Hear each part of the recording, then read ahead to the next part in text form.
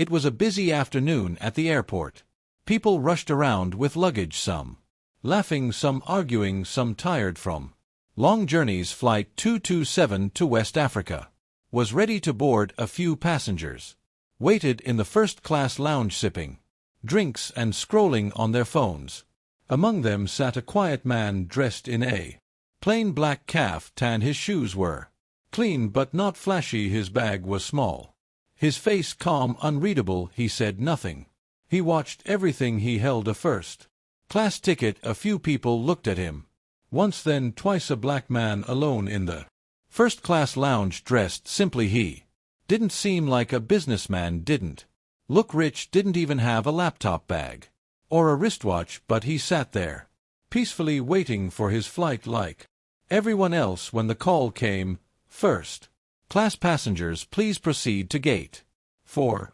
He stood up and joined the line. The flight attendant at the gate was a slim woman with bright red lipstick and golden hair tied in a bun. Her name tag read Clara. She smiled brightly at the man in front of him, a white man in a designer suit, and scanned his ticket.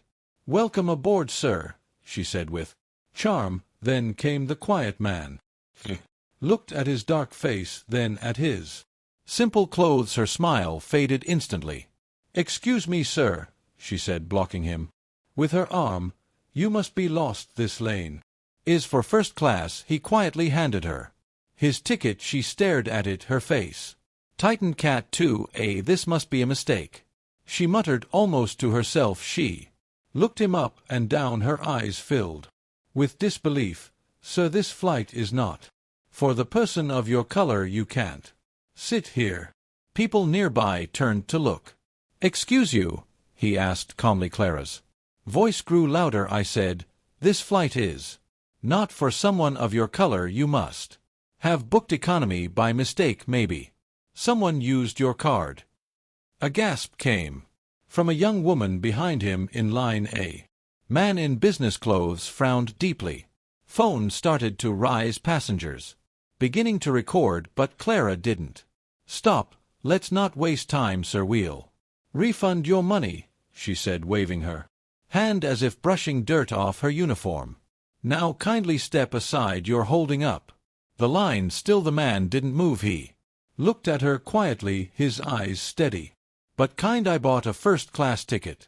That's my seat 2A, she scoffed. "You can't even pronounce the name of this airline, and you want to sit in first class?" The crowd grew restless. A junior attendant, a young man in glasses, walked over. "Is everything all right?" he asked. Clara leaned in. "This guy's trying to force his way into first class with a fake ticket," she whispered. The junior attendant took the ticket and scanned it with the handheld device. A green check mark appeared with a soft beep. "It's valid," he said quietly. Clara's face twisted with anger. "It doesn't matter," she said. "Look at him. Do you really think he belongs in seat 2A? By now 5 or 6 people were filming." The man stepped aside to let a mother with a baby pass through. He turned back to Clara. "I'm not here for drama," he said calmly. "I just want to take my seat." The junior attendant looked troubled. "Clara, maybe we should just. You want to lose your job over this?" she snapped. The quiet man sighed and stepped forward. "I will take my seat now," he said. Clara stood frozen. She didn't know what to do. Her authority was slipping away in front of the passengers. Finally she stepped aside. "But hiss, don't say I didn't warn you. We'll see how long you last in that seat." He walked in quietly. The passengers stared, some in support, others in confusion. The cabin was calm and cool. The air smelled of leather seats and soft cologne. Seat 2A was by the window. He placed his bag in the overhead bin and sat down. From his pocket he took a small notebook and pen. He began to write. Not a word, not a frown, not even a sigh behind him. Clara entered the cabin. She watched him for a while, then turned to serve drinks to other passengers, ignoring him 3 rows away. The French CEO, François Delisser, adjusted his tie and leaned back in his seat. He glanced at the dark-skinned man briefly but said nothing. A soft chime Came from above. Ladies and gentlemen, we are preparing for takeoff. Please fasten your seat belts. The man closed his notebook and looked out the window as the engines roared to life high above. The clouds, the world below disappeared. But inside that plane a storm was just beginning. No one, not the French CEO, not the rude flight attendant, not even the passengers watching silently, knew who the quiet man in C2A really was. But they would find out soon, and when they did, the shame would shake them to their bones. The airplane soared above the clouds, cutting through the sky like a silent arrow. Inside the first class cabin the mood was calm on the surface, but underneath it was tense. The quiet man in seat 2A sat with his seatbelt fastened. He didn't ask for champagne. He didn't stretch his legs like the others. He simply stared out of the window with deep, thoughtful eyes. He looked like someone who had seen many things but carried them quietly inside his heart. Flight attendant Clara moved around the cabin offering drinks and snacks. Her face wore a plastic smile for everyone except him. When she got to see at 2B, right beside him, she paused. The passenger there, an older French woman with pearl earrings, smiled politely and asked for green tea. Clara nodded. Of course, ma'am. Then she turned sharply to the man in 2A. What would you like to drink? She asked, voice flat and cold. He looked up gently and replied, just water, please. She rolled her eyes. We have sparkling and still. Pick one. Still water is fine, he said calmly. She brought his water, but unlike the others, she didn't place it on a napkin. She didn't smile. She didn't even say, here you go. Simply dropped the bottle on the tray table, and it nearly fell over. He picked it up, fixed the cap, and took a sip. Still calm, still silent. Across the aisle, Francois Deller noticed. He frowned. Something about the way Clara treated this man didn't sit right with him. Francois had met arrogant people in business, but this wasn't pride, it was quiet strength. The man hadn't spoken more than 10 words since boarding, but there was something royal about him. Clara came by again, handing out hot towels. She skipped seat 2A entirely. The man didn't complain, but passengers were noticing. The woman in 2B whispered, why does she keep ignoring him? He's not causing trouble. The man in 3C murmured to his wife, maybe she thinks he's not supposed to be here. Meanwhile, in the economy cabin, people laughed, babies cried, and the plane rocked gently with light turbulence. Back in first class, something was about to happen. A younger attendant, the same one who had scanned the man's ticket earlier, quietly approached Clara at the front of the cabin. Can I talk to you? He asked. She sighed. What now? He leaned closer. You need to stop treating that man like he's invisible. People are noticing. They're filming. So Clara snapped, let them film. Let the whole world see. That seat doesn't belong to people like him. He bought it, fine, but he doesn't belong here. He knows it. I know it. The junior attendant looked alarmed. You're crossing a line. No, he crossed the line, Clara whispered harshly. People like him should know their place. They want to act like kings and sit in places they don't belong. Then let them face the pressure. Suddenly the plane shook a little harder. A sharp bump caused a few passengers to grip their armrests. Clara turned and quickly walked back toward the first class cabin. Ladies and gentlemen, the captain said over the speaker, we're passing through a small storm. Please stay seated and keep your seat belts fastened. Clara moved down the aisle, checking belts. When she reached seat 2A again, she stopped. You better buckle up tight, she said with a slight smirk. Wouldn't want you flying out of your seat. The man looked at her and calmly replied, thank you for the reminder. She wasn't expecting that. Her face hardened, and she moved on as the turbulence passed and calm returned. Lunch was served. Trays of fancy meals were placed before the first-class passengers. Clara dropped a tray in front of the man. Here, hope this meets your standards. He looked at the tray and nodded. Thank you François had seen enough. He leaned toward Clara and said quietly, "Excuse me, but why are you treating that man with such disrespect?" Clara's face turned red. "Sir, please mind your business." Francis didn't back down. This is my business. I paid for peace, not to watch you insult a paying passenger." Other passengers nodded. Someone in the back of the cabin clapped once Clara turned on her heels and stormed to the galley. Inside she paced like a lion. How dare they defend him, she whispered to herself. Who does he think he is? In seat 2A. The quiet man closed his eyes and breathed slowly. He was used to storms, both in the sky and on the ground, but this storm had a different weight. This was not just about color, it was about dignity, about silence being tested, about patience under fire. He reached into his coat pocket and touched a small folded piece of cloth. It was the national emblem of his country. He didn't wear it today. He didn't need to. It was in his heart. Suddenly there was a call on the intercom. Cabin crew, prepare for arrival. 30 minutes to landing. The passengers sat up straighter. Trays were cleared, bags were zipped, but tension remained in the air. Clara returned to first class one last time before descent. She stood near 2A, arms folded, staring at him. "I hope next time you choose the right cabin," she said coldly. "You're lucky we didn't throw you out before takeoff." He looked up. His voice was steady. "Sometimes the seat we choose is not just about money, it's about what we represent. I will continue to choose this seat, not because of comfort, but because of what must change." His words echoed in Clara's ears. She didn't understand them fully, but they made her feel small. As the plane began to descend, the clouds parted and the city lights of Ouagadougou sparkled below.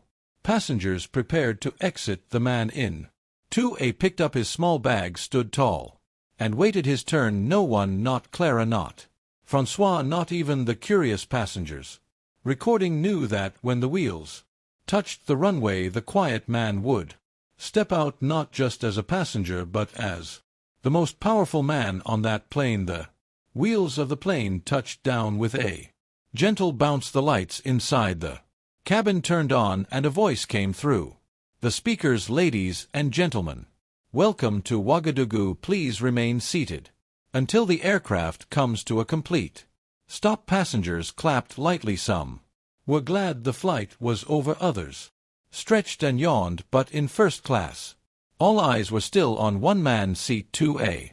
The quiet African man had said nothing the entire flight. Even after being insulted, ignored, and mistreated, he sat calmly like a mountain that refuses to move. Clara, the head flight attendant, was not done with him. As people began to unfasten their belts and collect their bags, Clara walked up to him again. Her voice was low but filled with poison. "I wish you never entered this flight," she said harshly. He looked up slowly but said nothing. She leaned closer, making sure no one else could hear. "You smell like someone who hasn't taken a bath for a whole month," she whispered with a cruel smirk.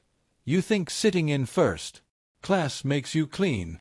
It doesn't. It just makes this cabin stink." He blinked once. Still he said nothing, but his eyes, deep and full of silent strength, met hers with calm power. The woman in sat 2B, the older French lady, saw Clara leaning in. She couldn't hear everything, but the look on Clara's face said it all. "That's enough," she said firmly. Clara turned to her. "Stay out of this." The woman shook her head. "Number I won't. You're out of control, and you've gone too far." Clara laughed nervously. "You think he belongs here? Look at him." François Delisser, the French CEO, stood up slowly. He had been silent long enough. "Clara," he said, "you have embarrassed yourself. You have embarrassed this airline, and you've embarrassed all of us." Clara froze. "He has done nothing wrong," François continued. "He paid for this seat, behaved with grace, and showed more dignity than you could ever understand. You may not know who he is, but I can tell he is a man of great worth." Clara's face turned red with anger. And shame I did what I thought was right. We have standards here, no, Francois said. Sharply, you have prejudice, that's what. You have by now, other passengers had. Gathered near first class, some had heard parts of the argument, others had seen it. All from start to finish, several were still recording. The cabin door opened. A soft breeze from outside entered the plane. Airport staff waited below with steps leading to the ground, but something was different. Down on the tarmac, a black car with dark windows was parked near the aircraft. 5 uniform soldiers stood at attention. A long red carpet had been rolled out beside the steps. Passengers leaned toward the windows. Is there a celebrity on this flight? Someone asked. Maybe a royal family member, another said. Clara looked confused. We didn't get any VIP alert. Then something strange happened. The junior flight attendant who had scanned the man's ticket earlier walked up to Clara. He looked nervous but serious. Clara, he said, holding out his phone. You need to see this. She grabbed the phone and looked at the screen. It was a photo. Her face dropped. It was the man in seat 2A, but not in an airplane. He was wearing a military uniform, standing before a crowd of thousands. Flags waved behind him. Soldiers saluted him. The title below the photo read, President Ibrahim Traoré, President of Burkina Faso. Clara's hand began to shake. She looked up quickly, searching for the man. He was standing now, lifting his bag slowly from the overhead bin. No, this can't be, she whispered. He walked toward the exit. Without a word. Wait, Clara called her voice suddenly soft. Sir. He stopped and turned around. Her lips trembled. I didn't know. I didn't mean to. President Ibrahim Traoré looked at her. His eyes held no hate, no revenge, only quiet truth. Would it have made a difference if you had known? He asked. Gently. Clara opened her mouth, but no words came out. Respect is not a gift for the powerful, he said. It is a duty to every human being. Then he turned and walked out of the plane. The sun outside was bright. The soldiers saluted sharply. One opened the car door, but the president didn't enter immediately. He turned around and looked up at the plane. Inside, passengers watched through the windows. Some had tears in their eyes. Others shook their heads in shame. Francois stepped out and caught up with him. Mr. President, he said, his voice humble, please forgive us. I had no idea. You carry yourself with such humility. It is truly admirable. President Traoré smiled gently. Sometimes we must walk low to see how deep people's hearts are. They shook hands back inside the cabin. Clara sat in an empty seat, her face pale, her hands shaking. The junior attendant stood beside her. You didn't just insult a president, he said softly. You insulted all of us who look like him. The captain came out of the cockpit. Prepare a written report, he told her, and expect to be questioned. Clara buried her face in her hands. Outside, cameras flashed. The red carpet rolled on, and the quiet man from seat 2A entered his black car, not with pride but with purpose. He had flown as a passenger, but landed as a lesson. The news spread like wildfire before the plane even finished unloading. Videos had already gone viral. Passengers had posted clips of the incident on social media. Clara shouting, the quiet man sitting calmly, Francois defending him. The moment the truth came out, the internet was on fire. People were angry, shocked, inspired. Many were ashamed. Inside the airport, as other passengers moved through immigration and customs, the staff scrambled. Security officers stood straight. Airport workers whispered and pointed. Did you hear? He was on our flight. President Ibrahim Traoré. And Clara insulted him. Meanwhile, Clara stood in a small office near the jet bridge, her face pale, her hands cold. The airline manager paced in front of her. Do you realize what you've done? He snapped. I didn't know, she whispered. That's not the point, he said. It's not about who he is, it's about what you Said this flight is not for the person. Of your color you smell like someone who hasn't bathed in a month. She looked down, tears rolled down her cheeks. I was just doing my job, she said weakly.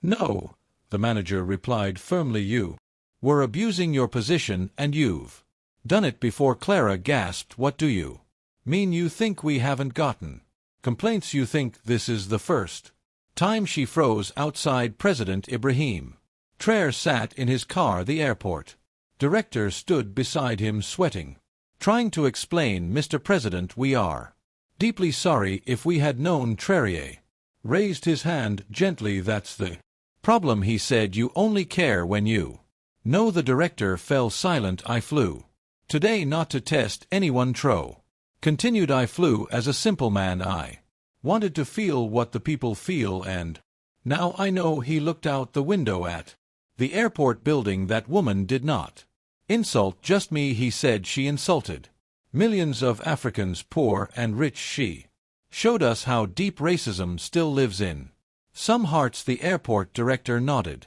She has been removed from duty. Traoré said nothing. His silence spoke louder than anger. A reporter rushed forward, calling out, Mr. President, will you press charges?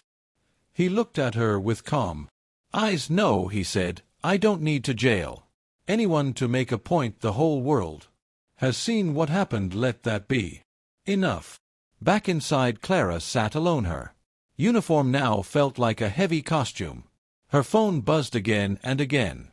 Hundreds of messages, some from strangers, others from old friends. You are trending for the wrong reason. How could you say such things? I hope you're ashamed of yourself. One message stood out. It was from her own mother. I raised you better than this. I am disappointed. Clara dropped the phone. She wanted to scream, to cry, to run away, but she had to face it, all of it. Later that evening, a press conference was held outside the presidential palace in Ouagadougou.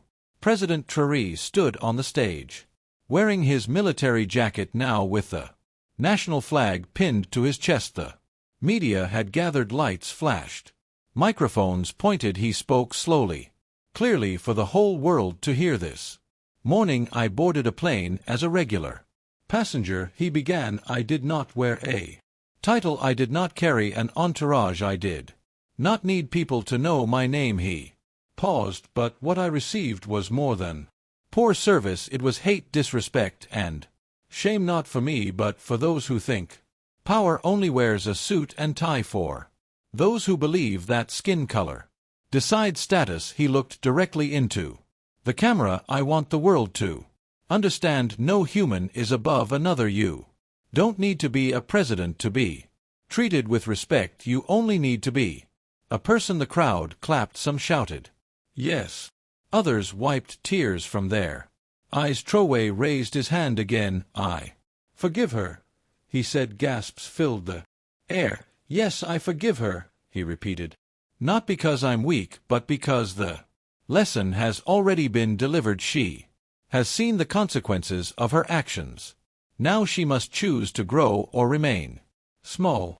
He ended the speech with a final line. May we never forget, true power is not in the title you carry, but in the way you treat others. The audience stood and clapped. That night, news channels across Africa and Europe replayed the story again and again. People shared it in schools, homes, offices. Students spoke about it in class. Teachers used it as a lesson. Judge no one by their appearance. Everyone deserves respect. You never know who someone truly is. Even Clara, still locked in her room, watched the speech. Her eyes red, her face tired. She couldn't sleep, she couldn't eat. The guilt was heavy, but one thing stuck in her heart. I forgive her. It broke her. She sat down and wrote a letter by hand. No cameras, no PR team, just her words. Dear President Ibrahim Traoré, I am sorry, not because you are a president, but because you are a human being, and I failed to treat you as one. I was blind with pride, poisoned by ignorance. You showed me the kind of strength I've never seen. You had every right to humiliate me, yet you forgave me. I will never forget this lesson, and I Pray that one day I can prove I've changed Clara. She sent the letter. She didn't know if he would ever read it, but somewhere deep inside she hoped. At the presidential palace in Burkina Faso, President Ibrahim Traoré sat in his office. The sun poured through the window. Behind him a letter lay on his desk. Clara's handwritten apology. He read it. Again the words were simple, honest, no excuses, just regret and a promise to grow. He folded the letter and placed it gently in a drawer. A knock came on the door. "Come in," he said. His assistant entered with a file. "Mr. President, we've received hundreds of letters, support from citizens, apology messages from airline staff, even artwork from children. The people were touched, sir." He nodded. "I didn't plan for this to happen. I only wanted peace that day." "I know, sir, but your silence spoke louder than 1,000 speeches." President Traoré stood and walked to the window. "I've been thinking," he said, "it's not enough to forgive. We must also educate. What happened that day is not just a mistake, it's a mirror showing us what still exists in many hearts." He turned to his assistant. "Prepare a national campaign," he said. "We'll call it the Dignity Project. Let's teach respect in schools, train customer service teams, and promote kindness across all levels. Let this story be more than news. Let it be change." The assistant smiled. "Yes, Mr. President." Meanwhile, in France, Clara had not returned to work. She had been suspended without pay while the airline reviewed the case, but she was not wasting time. Every day she volunteered at a local shelter for immigrants and refugees. She listened to their stories. She served them food. She cleaned bathrooms and folded bed sheets. She no longer looked at people the same way. One morning, while handing out blankets, she noticed a little African girl sitting quietly in a corner, hugging a torn teddy bear. Clara sat beside her. "What's your name?" she asked softly. The girl looked up with wide eyes. "Amin Ada." "That's a beautiful name," Clara said, smiling. "People at school call me dirty." "Aminata," whispered. Clara's heart broke. She took a deep breath. "Then they are wrong," she said. "You are not dirty. You are beautiful, just like your name." That night Clara cried again, not from shame, but from realization. The damage caused by words could last years, even in small hearts. She wrote again to the president.